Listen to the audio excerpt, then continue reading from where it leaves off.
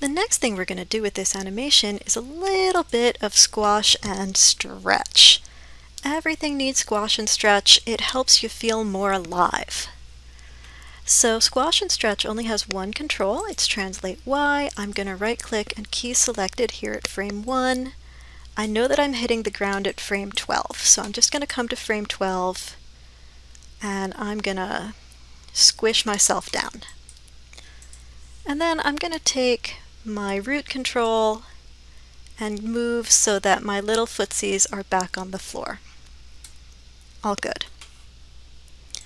I know that the frame prior, frame 11, I want to be stretched, and that at frame 13 I want to be stretched again. The ball hits its apex at frame 18, so at that point I'm gonna zero myself out. And then 24 is my next impact site. So let's pull that down and squash a little bit. And then we'll take the root control and move that down so that the ball's little feet hit the floor. Good-o.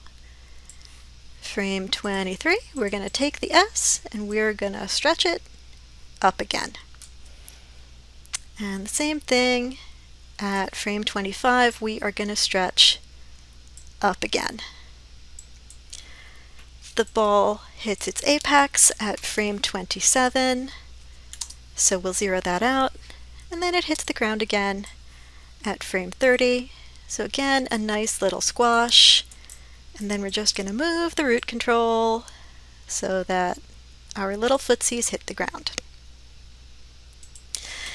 Now we're going to go back, frame 29, we're going to go stretchy stretch, and frame 31, we're gonna go stretchy stretch. And then frame 32, the ball hits its apex, so we're gonna zero that out. And it looks like 34 is my next impact site, so we'll just give it a little squash. Again, move that down. Frame 33, we'll stretch up. Frame 35, we'll stretch up, and then I believe we just hit the ground again at 36. I'm going to do a little squash, just a little squash. And again, feet hit the ground, and that's when my ears start moving. So I'm going to come to frame 38. I'm going to zero translate Y out for the squash control, and I am going to zero out translate X for the root control. And now my animation looks like this.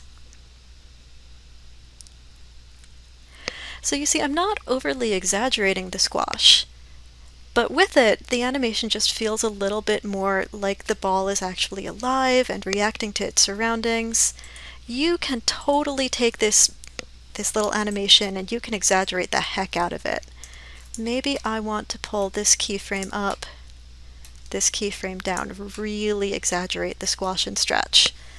And that'll give me something a little bit more impactful. That part's up to you, but having the squash and stretch complete is just going to give your animation a little more oomph.